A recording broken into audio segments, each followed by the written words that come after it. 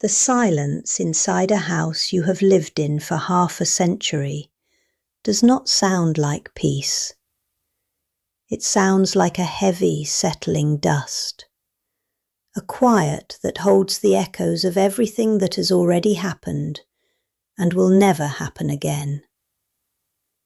At 84 years old, I thought I had made my peace with the shape of this silence.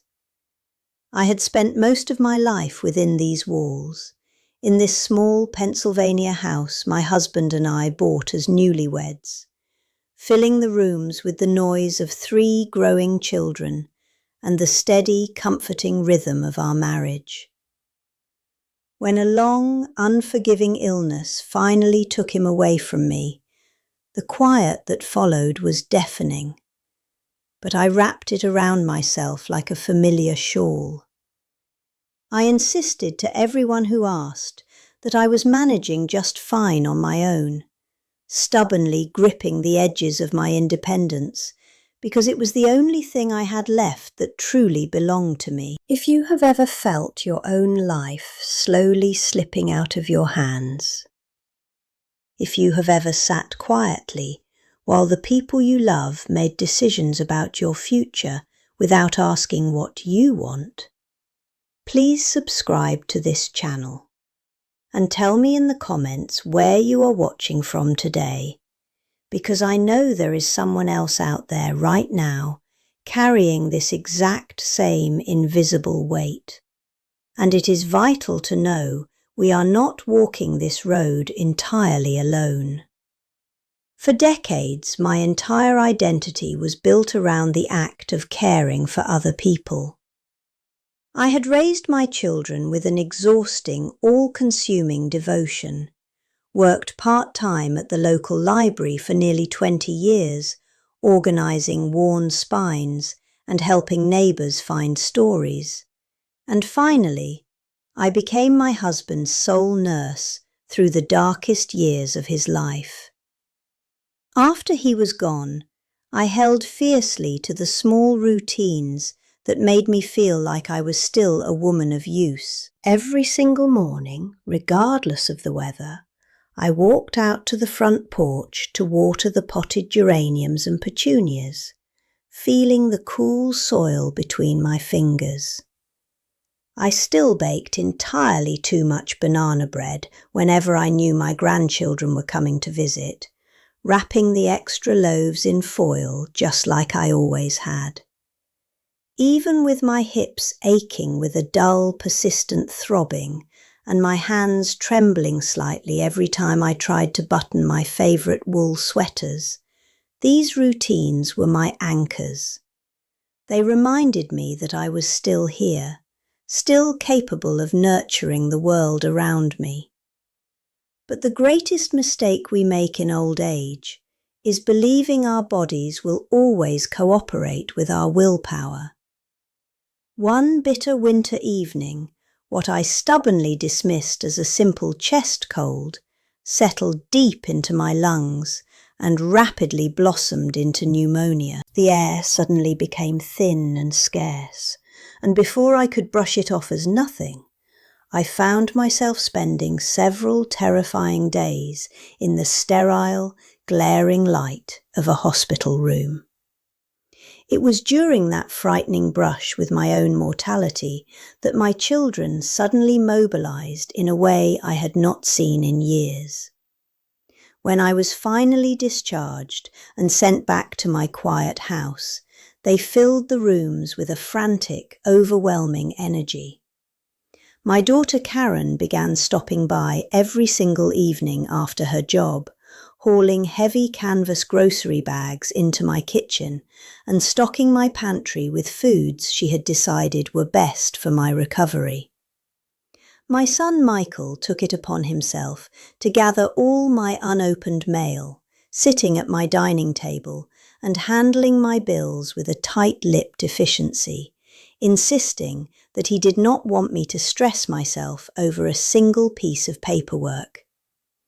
In those first fragile weeks of convalescence, they moved around me with a delicate, hushed reverence. They spoke softly whenever they entered the room, carefully adjusted the pillows behind my back while I rested on the sofa, and constantly, repeatedly reminded me that they only wanted what was absolutely best for me. I allowed myself to sink into the warmth of their attention. I felt profoundly loved, believing that the lifetime of care I had poured into them was finally returning to me when I needed it most. Yet, as the weeks stretched on and my physical strength slowly began to return, the texture of their kindness began to change in ways that I could not immediately explain. It started with small, practical boundaries that felt suspiciously like walls. During my follow-up doctor appointments, Karen began sitting closer to the physician than I did. Before I could even open my mouth to answer a question about my breathing or my stamina, she would interject, summarizing my symptoms and outlining my daily routine, as if I were not sitting right there on the examination table. Not long after that, Michael arrived on a Saturday morning, and with a tense, practiced smile, insisted that I stop driving my car altogether. He argued that the winter roads were too dangerous, that my reaction times were not what they used to be, and that he would happily arrange rides for me whenever I needed to go out. The atmosphere inside my own home shifted dramatically. I began noticing that the normal volume of their conversations would immediately drop to hushed, secretive whispers the second they heard my footsteps approaching the hallway. If I asked a question, they would exchange quick, tired glances with one another, a silent communication of exhaustion that stung worse than a slap across the face. When I repeated a story I had forgotten I had already told, or when I took too long to rise from my armchair, they offered me smiles that were painfully patient, the kind of tight, forced smiles adults give to toddlers who are taking too long to tie their shoes. Every gesture of help began to feel incredibly heavy, weighed down by a silent exasperation that I was supposed to pretend not to see. Then came a bleak Tuesday afternoon in late February, a day that would permanently shatter the fragile illusion of my family's benevolence.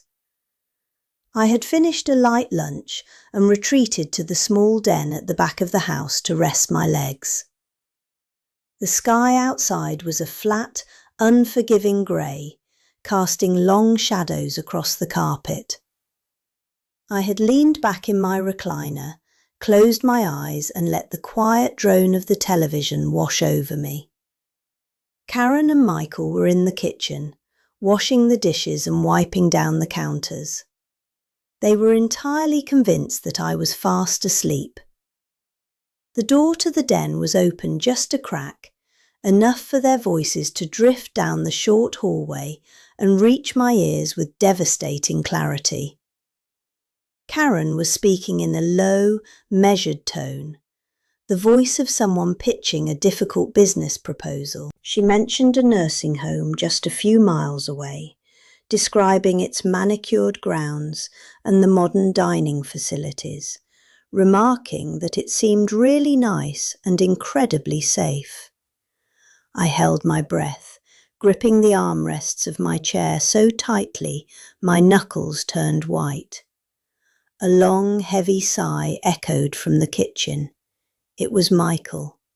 He sounded completely hollowed out, admitting with a bitter edge of defeat that they simply could not keep balancing the demands of their own growing families, the relentless pressure of their careers, and the constant crushing worry about their mother's decline. They were negotiating my future without me, weighing the logistics of my existence against the convenience of their own lives. But it was Karen's final contribution to the discussion that anchored itself deep inside my chest. To alleviate her brother's lingering guilt, she lowered her voice to a sympathetic murmur and said that it was for the best, because I did not really understand how much help I needed now anyway.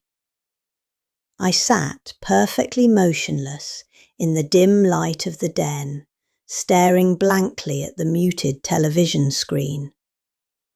It was not the mere mention of a nursing home that tore my heart into shreds. Deep down, I possessed the practical wisdom to know that my advancing age frightened them, just as it sometimes frightened me. What shattered me completely was hearing myself discussed not as a beloved mother, but as an exhausted liability. I was a responsibility being transferred from one tired ledger to another.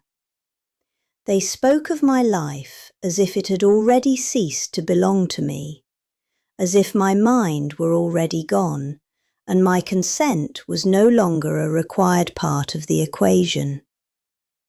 Tell me, searching your own heart and your own history, have you ever experienced that devastating moment when you realize the people you raised are looking at you not as a person, but as a problem to be solved? Later that evening, completely unaware that I had heard every word, they came into the den to perform their dutiful evening routine. Karen brought me a bowl of warm soup on a tray, and Michael gently tucked a knitted blanket around my legs.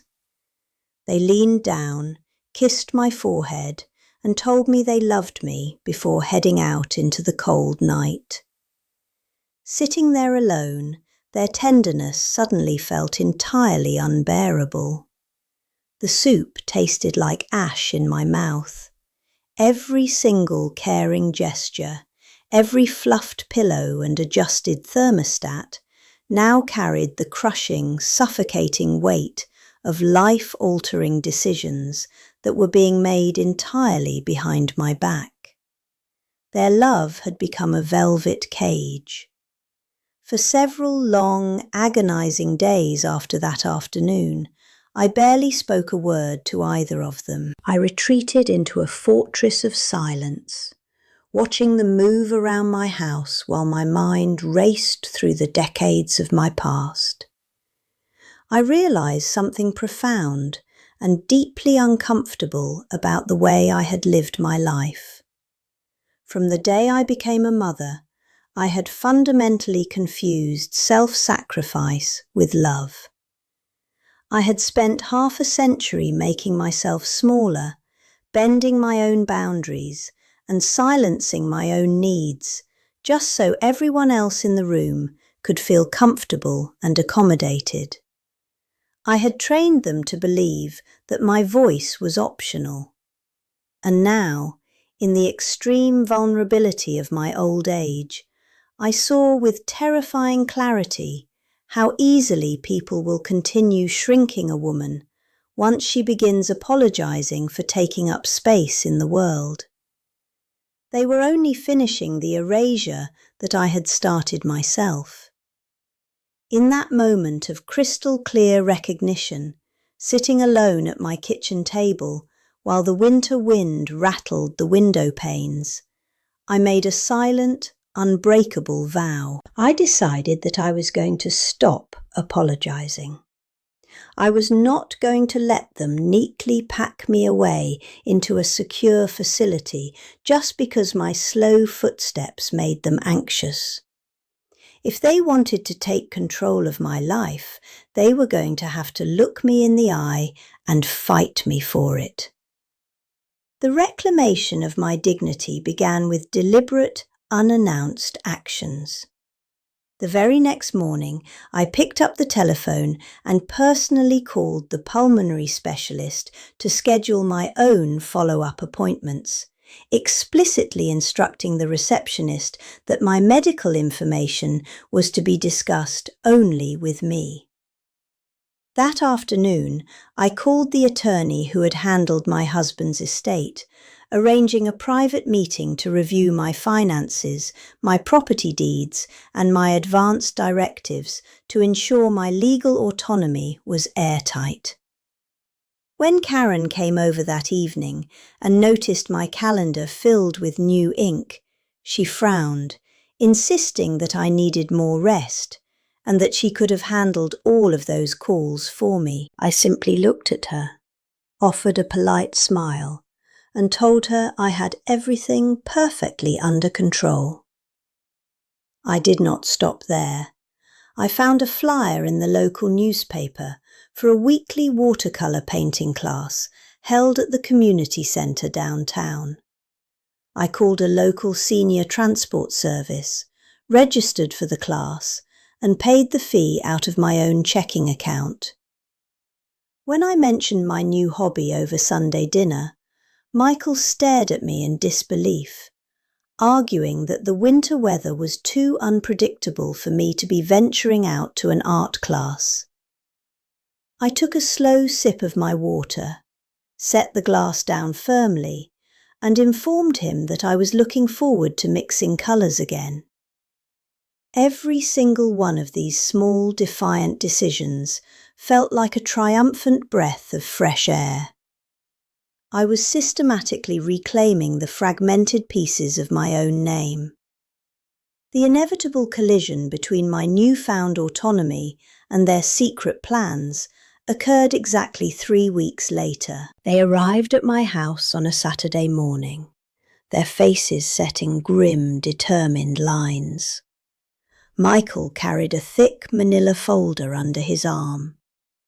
They asked me to sit down with them at the kitchen table, the very same table where we had celebrated birthdays and mourned losses for decades. They opened the folder and laid out several glossy brochures from assisted living facilities. They spoke in carefully rehearsed, gentle tones, meticulously choosing their words to sound as loving and supportive as possible, while they began to outline a plan for where I should spend the rest of my natural life. They talked about safety, about community, about peace of mind. I let them speak for perhaps 2 minutes, watching the earnest, anxious expressions on their faces. Before Michael could launch into a detailed explanation of the financial logistics, I reached out across the table. With slow, deliberate movements, I placed my hands over the glossy papers, closed the brochures, and pushed them back toward the centre of the table. I looked directly into their eyes, holding their gaze with a steadiness that I had not felt in years. I told them quietly, my voice entirely devoid of dramatic inflection, that I had already heard them talking in the kitchen weeks ago. The entire room was plunged into an instantaneous, suffocating silence. Karen's face crumbled, and she immediately burst into frantic tears, reaching for my hand and insisting through her sobs that they only wanted me to be safe, that they loved me too much to see me get hurt. Michael, caught entirely off guard, instantly threw up a wall of defence. He raised his voice, accusing me of eavesdropping and making everything significantly harder than it had to be, demanding to know how I expected them to manage a crisis if I fell when no one was around. They were drowning in guilt and projecting it outward as anger and sorrow. I did not raise my voice to match his. I did not cry. I listened to their justifications with the calm detachment of a woman who has already secured her own borders. When they finally ran out of breath, I looked at them both. In a voice that was undeniably weakened by age, raspy and quiet, but completely steady with the unshakable weight of human dignity, I delivered a truth that neither of them could ever argue against. I told them slowly, ensuring every syllable landed in the quiet room, that caring about me should have included talking to me. No one spoke a single word after that. The profound truth of that statement stripped away all their rationalizations, all their logistical excuses, and all their misguided attempts at playing God with my life. They saw, perhaps for the first time since they were children, the undeniable force of the woman who had raised them. They quietly gathered their brochures, kissed my cheek with a new, hesitant reverence, and left my house. Months have passed since that morning at the kitchen table. I still live in my own home, surrounded by the walls that hold my history. I am not foolish about my limitations. I used my own savings to hire a wonderful part-time caregiver, a woman I personally interviewed and chose, who comes in a few days a week to help with the heavier chores and check in on me. I move much more slowly now, and I occasionally forget my appointments unless I write them down twice on the notepad by the refrigerator. But the vital, beautiful difference is that I am the one making the choices. I decide who enters my house. I dictate the terms of my future, and I choose exactly how I want to live the precious years I still have left on this earth. Just last Sunday afternoon, the weather was exceptionally mild. I was standing on the front porch, carefully watering the blooming petunias with my green plastic pitcher. Michael drove up, walked up the steps, and sat down on the porch swing beside me. We sat in companionable silence for a few minutes, watching the neighbours walk their dogs. Then he turned to me and asked, genuinely and thoughtfully, what my opinion was on replacing the ageing gutters before the autumn rain started. He did not tell me what he was going to do. He asked me what I thought we should do. It was an incredibly small moment, almost invisible to anyone passing by on the street.